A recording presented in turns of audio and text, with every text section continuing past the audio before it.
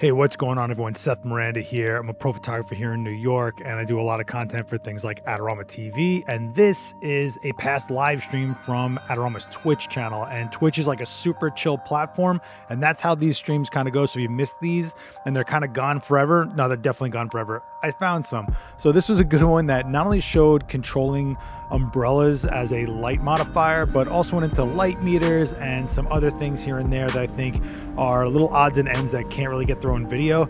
It's the studio jam session. If you haven't noticed, I do a lot of those where there's no plan. We kind of just come with things together while we're live, and you can still be part of it after the fact by checking out videos like this. So if you do enjoy this video, check out the rest of this channel. There's a lot of past live demos I've done from over the years and some other videos on some other topics that you might be into. So just poke around, and I just want to thank you guys for giving my channel a chance. Don't forget to subscribe and the bell to get notified when we put up more videos, and please hit like on the video itself because that really helps out channels, and it's free. It's easy for you to do, and you know, just be communal. And speaking of that, check out the links down below for my Discord, my Instagram, and everything else like that.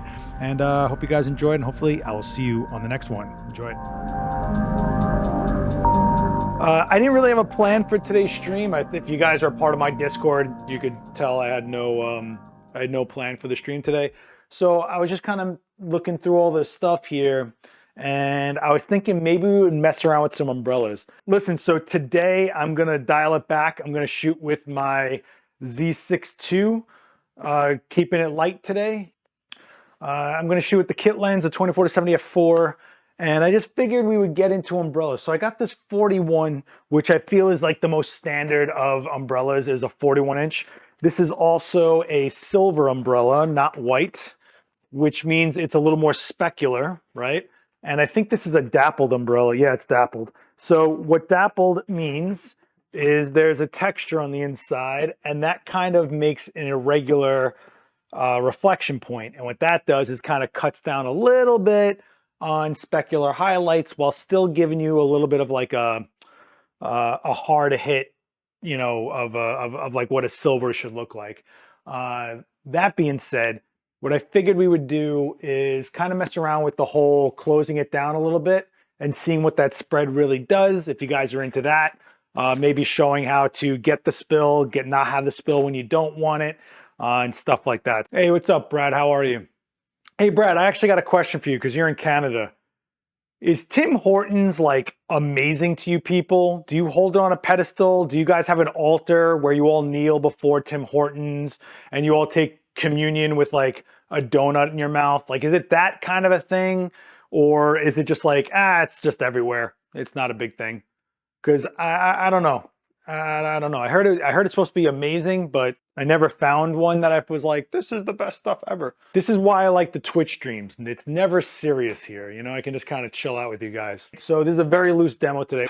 Let's set something up. Quinn's all the way over here in the corner. Let me get her into play here. So I think I'm going to shoot against the graffiti this time because I want you guys to see the fall off of the light itself, like the strobe, and how it affects the background. And what better way than with a background that's full of different colors. The panoramic Manfrotto background over there absorbs a lot of light unless you light specifically for it. So I think this is the way we're going to go about this. So I have the Bowens mount, the full Bowens mount adapter on here instead of the direct mount, which is the smaller Bowens. And in order to do things with an umbrella, you don't really want to have a 360, or actually it's technically 180 degree expulsion of light like this. What you want to do is limit that spread so that it goes only into your umbrella, and your umbrella is the spread. If you guys use an umbrella without the reflector, you get a lot of splashback from the light, which will do different, you know, patterns of lighting on your subject. You know, your results are up to you on that. But if you want to have more control and consistency, you're going to want to always have a reflector on your light. Let's get set up here. All right, so I'm going to turn off this blue light so that we can make sure nothing is affecting this background. Hope that's okay with everybody. I don't, you know.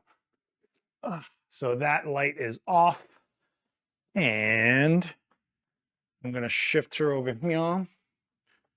All right, I need a C-stand.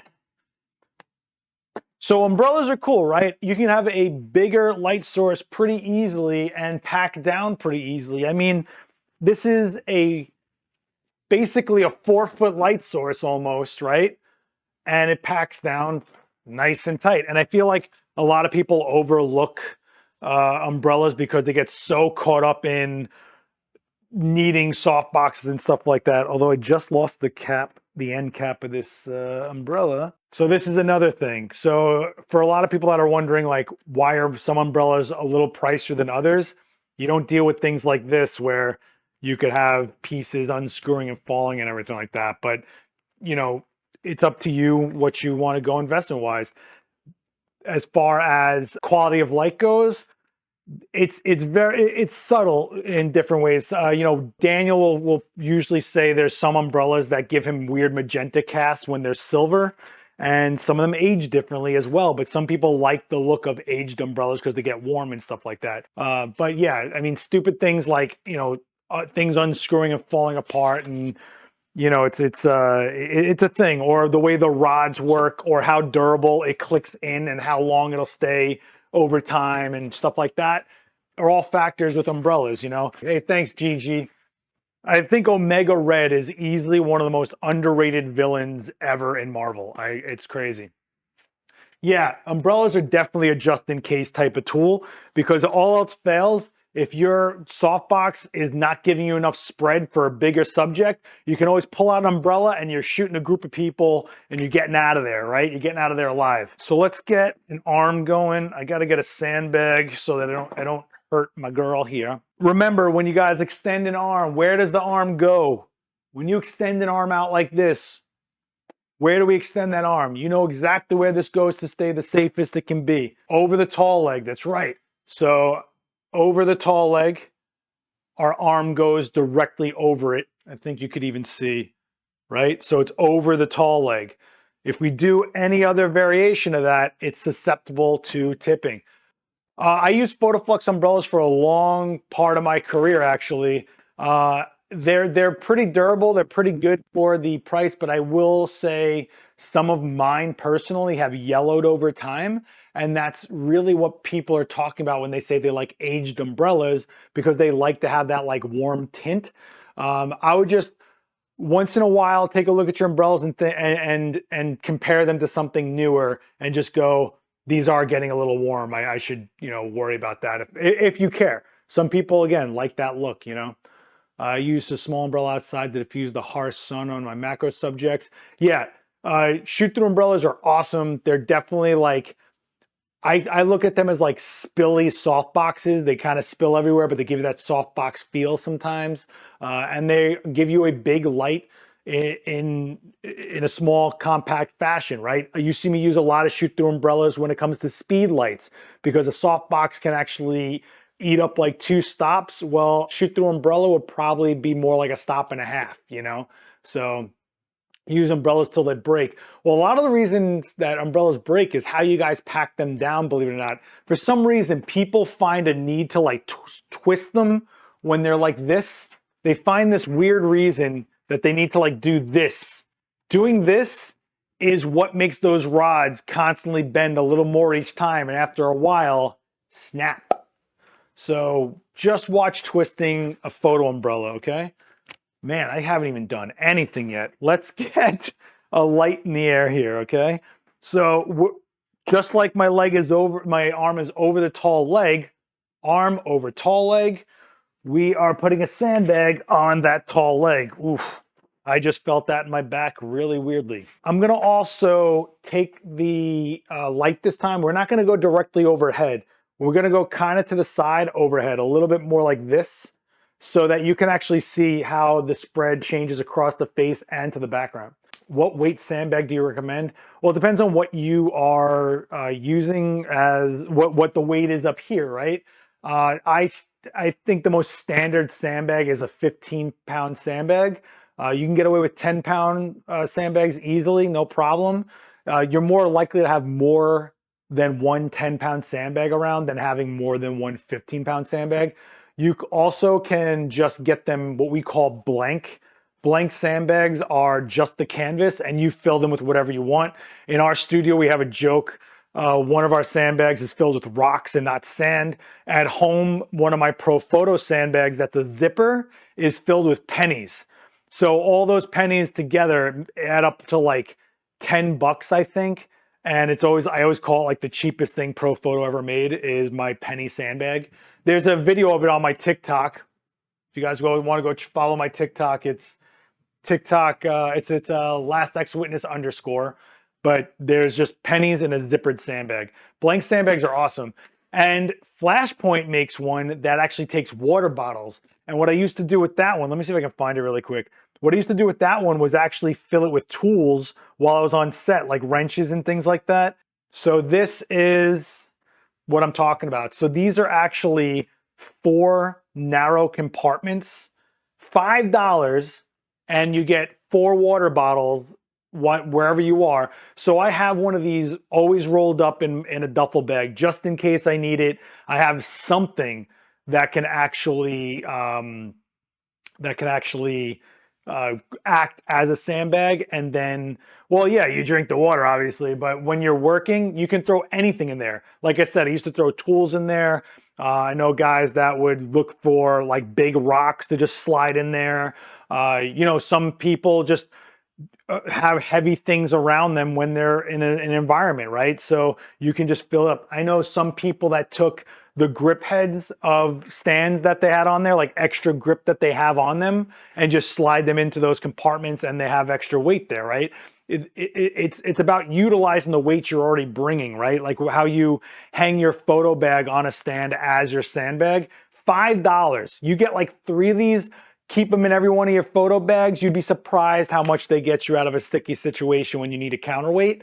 And it's designed to be able to handle a water bottle, but obviously you can use it for whatever. And it's just canvas that's sewn the right way. So I urge you guys to check that out. All right, let's hang this light already. Ugh, all I'm doing is talking, yappity yap yap yap.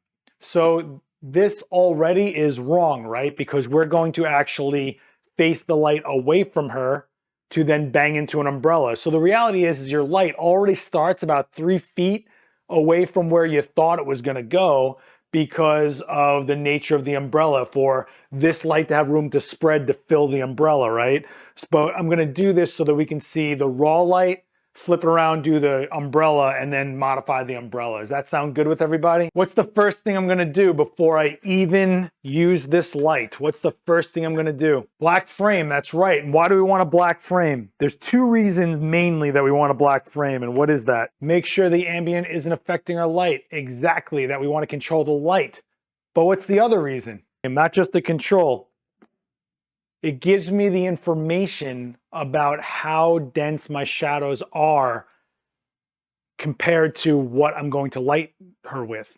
So if my black frame is 4 stops away from a highlight, I know that's how dense that's the densest my shadows can get, which means I have 3 stops to mess with to make a fill light happen. It's important data to keep on. All right, let's take a quick black frame here. I love how the eye autofocus works on her. It's so funny. Oh, you know what? The modeling light is on. Let me turn that off so that I'm not doing it. So I'm going to shoot at f8, 200th of a second, ISO 100, and we're going to see what we get. And there we go. So we can see, right, that black frame. But if I go over here and I open it up, I know that I've got about 2.5 stops before I have a problem. That's how dense my shadows are. That's good information to know, right? So if I felt like I needed a little more of a safety net in controlling the light, I could close down to f11 maybe and get that extra stop at. But I think we're okay here. So let me get a trigger. This trigger feels really light. Tell me there's no batteries in it. And there's no batteries in it. The best flash, the one with batteries in it. Oh man, the great Gavin Hoey has joined my stream. Gavin, these are way more relaxed than your streams. I just chill out here. So don't judge me on these streams, buddy. I just kind of hang out, and let's get a shot in the TTL variety. All right, so we're looking at her TTL f8 ISO 100. We take a look at it. Okay. So we're looking at the fall off that's going to the background. We're looking at how defined these shadows are, right? We're making the shape happen. You can see how dimensional her lips are. She's got that perfect Quinn skin. She got in a fight though. I don't know if you guys know this, but she won't tell me what happened, but somebody was talking something and she was like, nope. And now she's all Rocky Balboa on me here. Can you give us five? Can you us an example? Wait, what? Can you give us an example?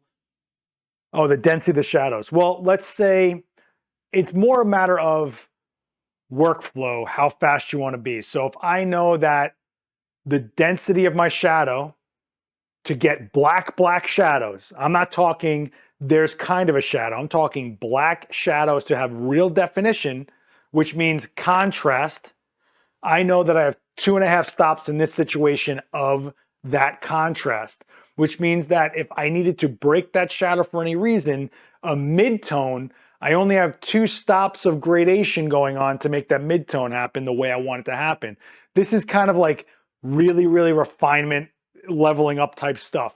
So if I had 4 stops of density, I have 4 stops of gradation to make my fill light happen the way I want it to happen. But when you only have about 2 stops in an ambient light situation, let's say I want to slow my shutter down to fill in those shadows a little bit with just the ambient light, I know I only have 2 stops. It's the darkest my shadows can be while I'm throwing in this highlight of this light. So from the highlight to a dense shadow, the difference between 2 stops and 4 stops means how much I have to work with. Now, let's say you want more of a flat look, less contrasty. You might not want to have super dense shadows multiple stops away from your key light. You might want it more of a fill light type feel key light, which is what we look for when we're shooting in the ambient light of, like, let's say we're outside. You're shooting at a wedding in a nice area. You don't want that area to go black. You want to get an exposure for your environment, like the gazebo and the bride. And now I have an exposure. I'm going to add in my strobe to shape them, but it's not 4 stops away from my key light. It might be a half a stop away from my key light, a full stop away from my key light. And depending on how far away that goes, 1, 2, 3, 4 stops, is how dramatic and how dominant the strobe looks. So you ever look at images of like a couple at a wedding and you go, wow, that is a lot of strobe happening there. And then somebody else might shoot it and go, that looks more natural. It's a little more balanced. The balancing is how far away those stops are from being a contrast point of no light from the ambient to all light from the strobe. You know what I mean? So you're constantly playing this balancing act. Ab will actually go into it and tell you, if you use the light meter, it'll show you percentage. If your percentage of your flash says 90% strobe, well, that means that that background goes dark and it looks way more strobe shot looking. If it says 50%, you know that you're evening out the ambient light with the strobe exposure and you're getting a little more natural looking. If it's less of a percentage, you're using it more as a fill light, right? If it is like 20% strobe and 80% ambient, well, that means the ambient is really your key light. The strobe becomes your fill light. Does this all make sense to you guys? So it's based on a percentage of your strobe versus ambient, and giving you how far away those 2 things are is the information you're getting from a black frame. Anyway, does everyone get me? Everyone understand what I'm saying there? I know that was like a lot and just like spit in your face, but I swear it makes sense. All right, so this is raw strobe. It's also looking a little on the blue side. I'm gonna change my white balance a little bit. Yeah, there she goes. A little more warm tone than the one on I previously shot. Okay, so now let's throw in that umbrella. Let's see what we get with the umbrella, yeah? Yeah, the percent on the light meter is one of the most overlooked things on Earth. And this is why when these young rats, these influential kids go, I don't need a light meter. Okay, you don't need one, but it'll definitely get you more dialed in and get you to a point where you're done with it at the point of shot. Look, there's plenty. If anybody watches that Halloween workshop video, you'll see there was a light meter in my pocket. I was managing 46 strobes and 23 constant lights. You better believe I was metering all over the place and trying to figure out what I want things to do and where. So there are situations where a light meter can tell you exactly what you're working with as a photographer. The problem you might run into is you don't know what that data is or what to do with it, but at least you have the data. So once you understand what that light meter is telling you, which is like percentage, ooh, does that make a big difference? If you want it to look a little more natural, you're going to dial down on that percentage of that strobe. If you want to get a little more contrasty or look stylized, dramatic, you want to say, or whatever, you're going to go higher up on that percentage. Gavin is all about the light meter. Flash meters wouldn't be without one. He's all about he actually has the cool Sekonic skins. What are you running, a red one now, Gavin? A red Sekonic skin? All right, let's throw in an umbrella. So I'm gonna drop this light. We're gonna open up this 41-inch silver dappled. I love the dappled. Why is this not opening? Okay. So the way I set umbrellas, which is the way I was taught, and I've probably shown you guys this a million times. Let me, why is this not, what is going on here? Why is this not lining up? So the problem I'm running into is this slit for the umbrella is not lining up with the umbrella holder on this light. So it makes me think this is not the proper reflector. I got one more on the other side of the room. Let me go check it out. I can do it without the reflector, but like I said, you're gonna get spill everywhere and it's not. And I don't want to bend the umbrella because it's like a brand new umbrella. What do I have me on? Okay, I think I'm just gonna switch over to the 600 just to get through this demo live. I got to use a really far off channel because we're at Adorama and the store downstairs, anyone looking at Flashpoint lights, they end up firing my strobes if I'm on channel like 1 through 7. Odds are they fire my strobes when they're showing people lighting down there. So I use channel 13 up here because 13 is a great number. Why not? I do not need a 600 watt light in here, but we're going for it. So when I set an umbrella, let me see if I can show you guys this. I use the modeling light. And the reason I use the modeling light is because it gives you the idea of how much spread you're really getting. So let me do this. Okay, so if I turn on the modeling light, right? I'm gonna give you modeling light. When you use the modeling light, you can actually see how the umbrella isn't total. Wow, this is spinning like crazy. Wow, okay. See how the umbrella isn't fully illuminated? If that's the case, then I'm getting less of a spread, which is a way to control the spread of light. We're gonna start out with it like as much as we can get, which is the size of the umbrella, right? So we push it out and you look for the edge of the light filling the umbrella. So that gives you a really good starting point as to where you're gonna go. I got a feeling this umbrella is gonna slip through this so bad. So I'm just gonna put a clip on it just so it doesn't slip. And of course, we're gonna flip it this way because we are bouncing light back at Quinn, right?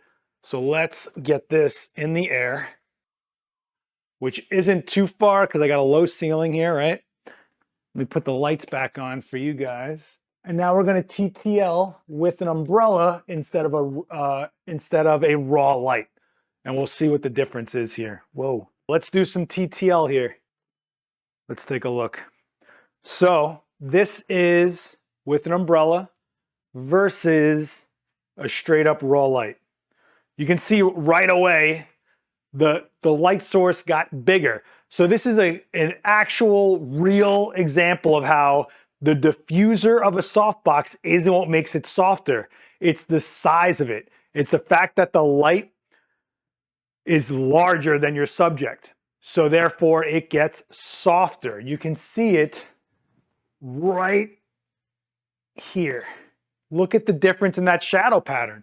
Are you kidding me? Also, look at the color shift. Why is there a color shift? 2 reasons. One different light. This isn't the same light that we used.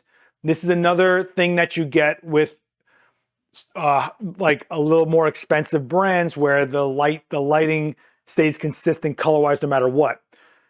Also, the umbrella itself is our light source.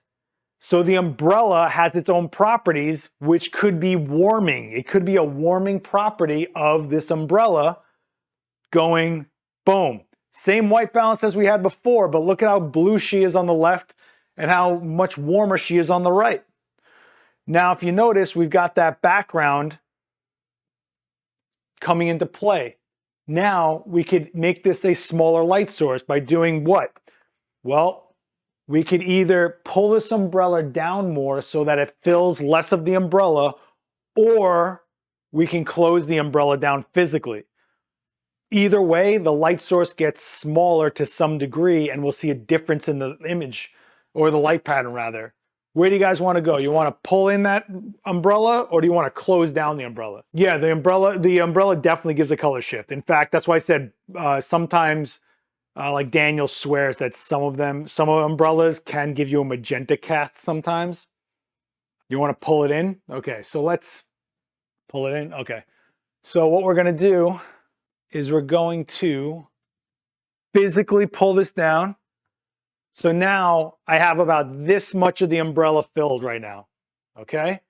This is gonna change not only the size, but the spread. Now, instead of it hitting from the bottom of this umbrella here, right? It's gonna be hitting from in here.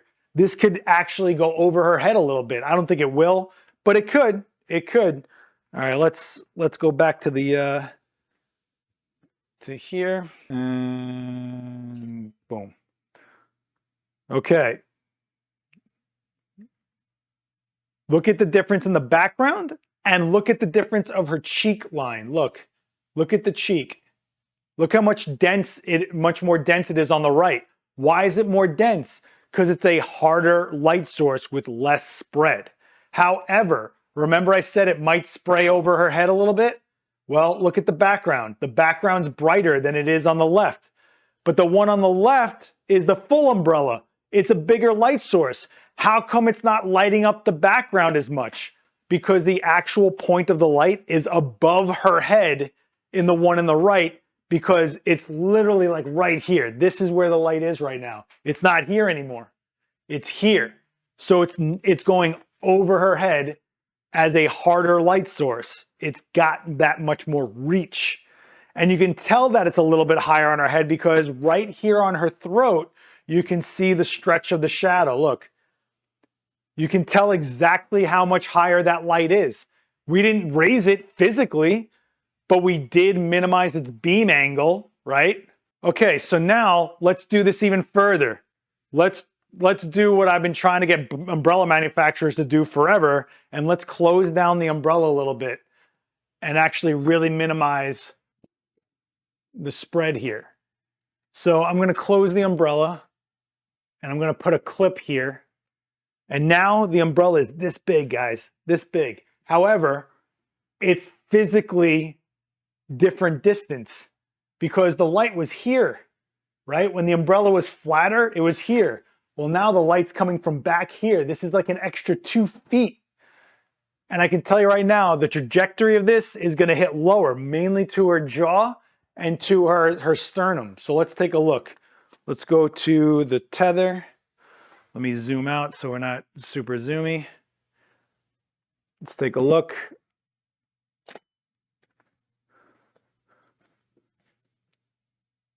You can actually see the shape of her eye is way flatter in the one we just shot. You see that dimension? Look at the eyelid. Now we're really changing. Wow, this is actually generating a ton of heat right now. You can actually see the difference in the shape of the eye. See how much flatter it is on the right? You don't get that cylindrical look to it. Look at the inside of the brow right here. See how much deeper it looks on the left? Closing it down basically focused down that light to smash her in the face. Also, look at the color temperature changed a bit, right? This is what we're talking about when it comes to consistency. So if I, let's see, now I can play games with, are you serious? Now I can play games with the distance of this light. If I move it farther away, it'll get harder, right? Well, if I move it farther away, I'm gonna have to actually drop it a little bit to do that. It'll get even harder of a light. Even harder, right? So now I just moved it, I don't know, maybe 4 or 5 feet away from her. Let's see how much harder this light gets. You can actually hear how much light had to come back out. This is just a few feet difference with the same shaped light.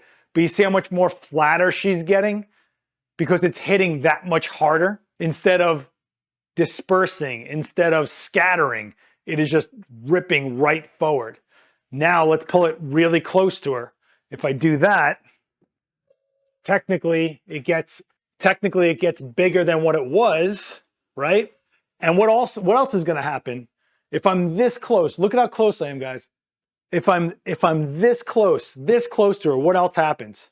She becomes her own zone. 1 foot here, 6 feet to that light. If we're going to do our exposure for her, odds are that background goes darker, right? So let's take a look at this. Come on. Let's take a look at this. So this was the last shot. Lot darker, lot softer. But wait a second, we didn't change the light. We didn't change the modifier. We didn't change the modifier, guys. That's the thing. Look at this. This is the same exact light, same exact umbrella, same exact closed down umbrella, same exact everything. But look how soft it is on the right with fall off going darker in the background.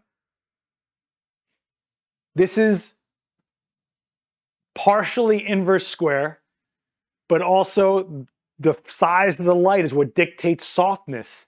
Look at how clean this looks over here. Look at how clean that looks. Now look at how blitzed this looks. Look at the difference, guys. Look at the eyelid on the right. Look at how on the bottom of her eye actually looks half cylindric, right? This is shaping of a subject.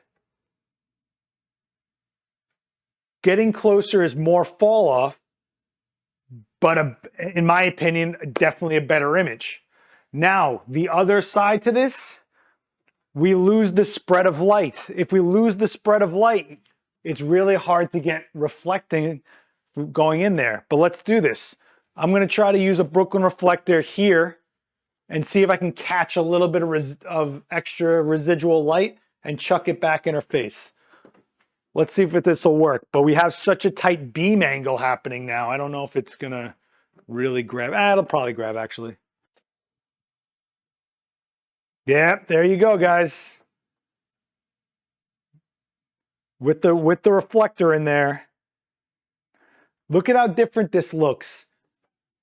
This is actually using the lighting rather than, oh, I should be using this instead of this, right? How quickly would you guys see that image on the left and go, man, I better get a softbox? We didn't change anything except distance. But distance changes everything, right? Changes how soft it is, the size of it, the spread of it, the zone of where that light is in our relation to our subject. You guys feel me? Come on. That wasn't cool. You guys are killing me. Look how clean that is on the right. Is TTL doing much change in the power between shots? Yeah, absolutely. If the light becomes this much closer, I can't even tell you what it's at. You're talking about massive difference in light of the power of the light. Because remember, the light changes power to stay consistent to the exposure setting you put in your camera. F8 with the light 10 feet away is not the same power of light you need at F8 with it right on top of your subject. If it's right on top of my subject, we're talking what? You know, maybe like a setting of like 3, maybe like, you know, a 64th power. If you pull it to the other side of the room, it might need full power to reach, right? That's really what's happening. But look at how different this looks, guys. I mean, this is a big, big difference. So a lot of times when you think you need that other thing, or you waste time or sanity changing your modifier 400 times, look at what the light is doing and what you can do to it. A lot of times we take soft boxes, we feather them off, right? Well, you can also do the same thing with umbrellas. So a lot of times, you know, we got a lot of spread happening that we don't need. Well, minimize it. Well, we want it softer. What makes the light softer? Don't look for the modifier that'll do it. Look at what you can do right there to modify it yourself, right? So if you're a softbox will look different than an umbrella. An umbrella can do things a softbox can't. A softbox has more control than an umbrella, you know, so you got to kind of pick and choose your battles here. But even just practicing and exercising your ability to modify your light based on principles will make every shoot you do that much more efficient, easier. You'll get more looks, right? Maybe they want that hard light look for whatever reason. Then you go, hey, can I give you a few with some softer options? And you bring that light in tighter. This light probably tripled in size in relation to her, right? As we brought it in close. I'm pretty psyched on that one on the right. I don't know, you guys into it? And don't forget, we started here. Look at how different, right? Look at how different, you know? And if your strobes are reading blue like that on the left, take a look at your white balance, okay? A lot of strobes can lean blue pretty easily. All right. Whew. Survived another one, Seth. All right, guys. If you guys want, I got some new demos up on my personal YouTube channel. You can follow me. Everything is right here. Boop, boop, boop, boop. Last X Witness. If you guys have any questions or anything, hit me up in the Discord. Let's get active in that Discord, people. Share some work. Talk about some stuff that's happening. A lot of cool things are being released in this industry right now. Let's talk about them. Let's share some work and give each other constructive feedback. You know, stay up on a lot of things. Share some articles you're finding out there in the Discord. Let's get active in the Discord, please, guys. Thank you for joining me. I hope you guys have a great rest of the week. I will see you on some sort of media somewhere, I'm sure. And if you want to follow me, right there. There. Now we know how weathermen feel, right? Right there. All right. Take care of each other, guys. Later.